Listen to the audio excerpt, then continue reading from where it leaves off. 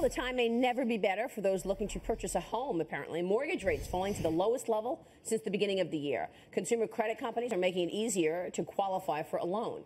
New rules and formulas are raising the credit scores of up to 12 million Americans. We want to bring in Collingwood Group Chairman and former Fannie Mae executive Tim Rood right now. Tim, good to see you. Thanks so much for joining us. So the consumer credit card companies, are they doing something different right now in terms of why we're seeing these higher scores? So what's happened over the last decade, mostly in the last 3 years, they've fallen under a lot of scrutiny. You think about Experian, TransUnion, Equifax, the companies that produce these FICO scores ultimately.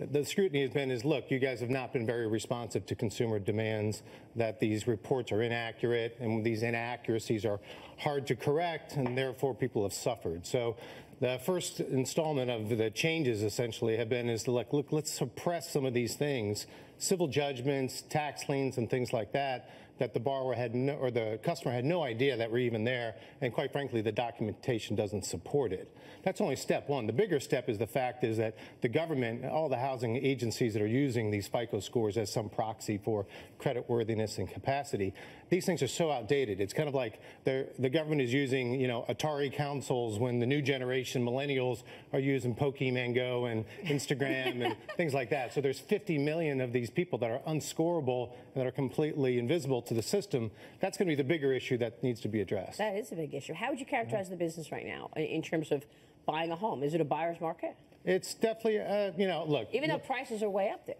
It's a difficult conversation only because it's local, right? But certainly it's a seller's market for anybody who's in the market. But you have this whole catch-22 right now where there's not enough people selling because there's nothing to buy, and nobody can buy because there's nobody selling, right? So there's one of the things and the ideas around this expanding the credit box so that you have more people that are eligible to buy, loosening the credit box, if you will, is that you're going to have that more demand, and that more demand is going to stimulate more sales, and then ultimately that improves the velocity and the turnover of the housing market where we're really challenged.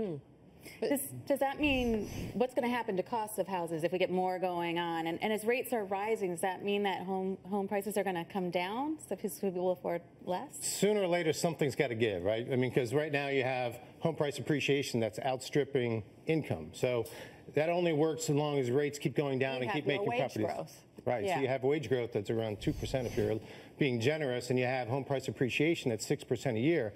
The only way that you can support that is, of course, if rates somehow keep dropping and making these more affordable. Otherwise, it breaks, and ultimately you're going to see home prices stall. And obviously, if you run out of inventory, that creates another separate problem. But something's got to give. Either you've got to see the appreciations drop, or you've got to see incomes go up.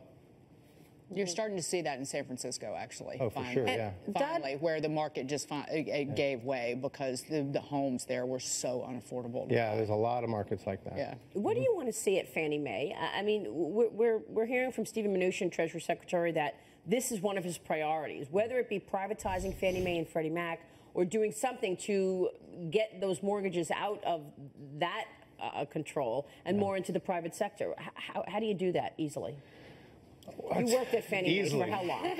Well, I mean, so they're in their 9th year of a timeout, right? So Hank Paulson called it a timeout. Well, obviously, they intended it to be a short-term solution. It's one of these kind of vexing issues that's difficult to get out of for a number of reasons. One, because they control about $5 trillion worth of mortgage debt. So the idea that even if you were to sack those companies and get rid of them, then what do you do to the bondholders of that debt? The other issue is, of course, is that they're throwing off cash. I mean, it's like a two-headed monster that's just coughing up $100 bills when you've got budget deficits and issues associated with generating revenue and things like that.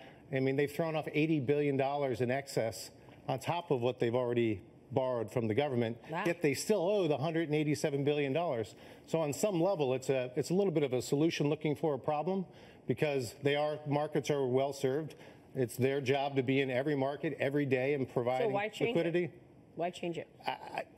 I don't know. I mean, so this is not one of these issues that's being driven by public opinion, right? You don't have people climbing the White House fence clamoring for reforming Fannie Mae and Freddie Mac. You don't have the Wells Fargo executives picketing, something like that. So it's going to be difficult to see where someone would get the political will and really the urgency to do something. We'll be watching the situation. Tim, great to see you. Thanks so much. Tim Rood joining us there. Coming up.